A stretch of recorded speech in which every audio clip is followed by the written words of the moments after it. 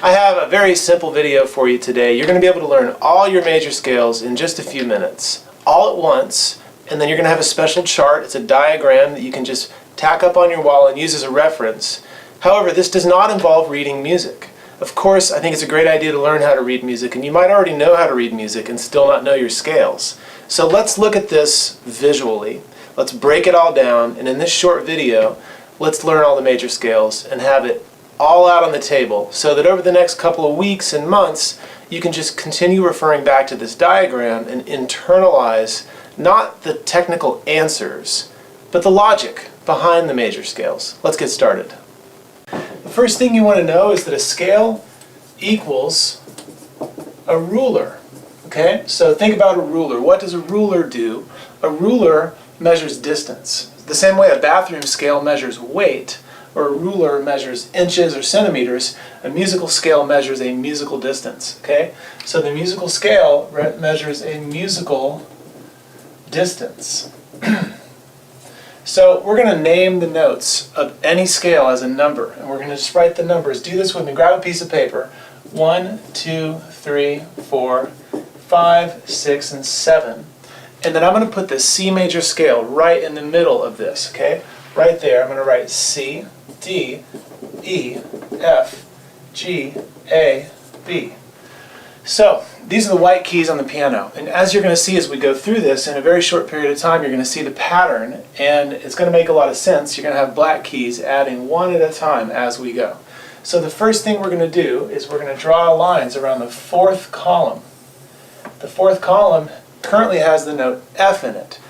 All you got to do to know your scales is repeat the alphabet over and over again in your mind, starting over at G and going back to A, and just change some of the notes. So we're going to do the key of F now. So this is going to move over here. So F starts there, and before we write anything in that's complicated, we're just going to write the alphabet again, starting at F. So F, G. Now once we hit G, we go back to A. So A, B, C, D, E. Now that's wrong, okay? Those of you who know music theory know that that needs to be B flat. So I'm going to make it right by putting a flat in there. And now I have one flat. So this has 0, this has 1 flat. The next one's going to have 2 flats. The pattern is very straightforward. B flat moves over here. And now I write B. Now I'm thinking B. Even though it's B flat, I'm thinking B. Here's the reason. I can only have one of each letter. Okay, can't repeat a letter, can't leave it out. So, B, C, D, E, F, G, A. B, C, D, E, F, G, A. But of course something's missing. I need to take that fourth column and put that flat in there. E flat, okay? So I'm going to draw this line to separate it. Okay, so now I got 2 flats. And I can sit with these scales and just run my fingers over whatever. It's a guitar, it's a piano, you can do this on any instrument if you know the 12 notes. So now that's going to move over there, E flat, and I'm going to just write the alphabet again and completely ignore sharps and flats at first. So E, F, G, A, B, C, D. Now I say, what's left over? Well, that B flat is going to stay flat. So I put that in there, and now the A is our new guy, okay? So A flat. Now I've got my E flat major scale, and guess what? It has 3 flats. So 3 flats, boom, right there. The next one, A flat, moves over here. So you see this is very repetitive. So just write the alphabet, A, B, C, D, E, F, G. Now, add in what's left over from above. So A flat, we got that. We got to keep the E flat. Got to keep the B flat. So now you got to add the one that's in the fourth column. That's why we put those lines around it, D flat. I'm going to do that one more time. D, E, F. I move that over there. G, A, B, C. And then I'm going to make that flat because it was flat over there. And I'm going to fill in here. A flat has 4 flats. D flat has 5 flats. What else is left? So A flat, B flat, E flat. Now I got D flat. Okay, so now I'm going to add G flat. Now I got 5 flats. All right, so watch this. Put this over here. G, A, B, C, D, E, F. See, after G, remember I start over. So it's the same 7 letters over and over and over again. It's really not as crazy as you may think. Now I'm going to add all the flats that I had from before. G's flat, A and B are flat, D and E are flat. And now I got to put C flat in there. Now, this is annoying for some people because C is a white key and C flat is B, and that's a white key. So why don't we call it B? Well, remember earlier I said you can't repeat a letter name. If I called this B instead of C flat, then I'd be saying G flat, A flat, B flat, B. And that would be like spelling someone's name wrong. Like, my name's Ernest. It's spelled E-R-N-E-S-T. It's not E-A-R-N-E-S-T, okay? So I'm going to draw a box around this. So 6 flats. And then I'm going to draw a line straight across. This is where everything changes. Now I'm going to respell the G flat as F sharp. So watch. F sharp. So those are the same note. And we're going to spell it both ways, all of these. This has 6 sharps. But again, I'm just going to write the alphabet, and I'm going to start over at G to A. So F, G, there's my starting over, A, B, C, D, and E. Now, I have to think about sharps. A flat is G sharp. B flat is A sharp. I'm going to skip this. D flat is C sharp. E flat is D sharp. F is E sharp. Totally annoying, right? Same reason I can't call that an F, because I already have an F over here. It happens to be sharp, but it's an F. Same reason for this. I'm not going to do anything to the ones in the middle here in the 4th column. From now on, they lose their sharp, okay? So now I go B, C, D, E, F, G, A. I'm not going to do anything to the E. It's no longer sharp. Now it's naked. Took it off. But I'm keeping C and D sharp from over here. Okay? And F, G, and A are all sharp.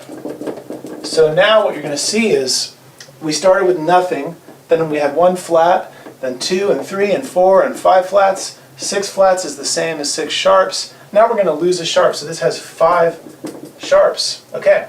Now E, F, G, A, B, C, D. Watch this. I don't touch A, and I keep what's left over. F and G are still sharp. Leave that alone. Leave that alone. C and D are still sharp. Now I have 4 sharps. So I'm just going to go down the line now. I put an A over here. A, B, C, D, E, F, G. I'm only going to have 3 sharps. Try to figure out which ones they are. All you got to do is look over here and don't have that be sharp anymore. So C sharp is still there. G sharp and F sharp are still there. All right, now I'm going to have 2 sharps. That's going to be D. I'll move that over there. D, E, F, G, A, B, C. The F is still sharp. The G is no longer sharp. I got rid of that because it's in that 4th column, the magical 4th column. C is still sharp. Okay, now finally I go from G. That's going to have 1 sharp. Key of G, A, B, C, D, E, and F, and it's F sharp. If I want to, I can finish it off by just putting the C right here. C, D, E, F, G, A, B. And you can see that is no longer sharp.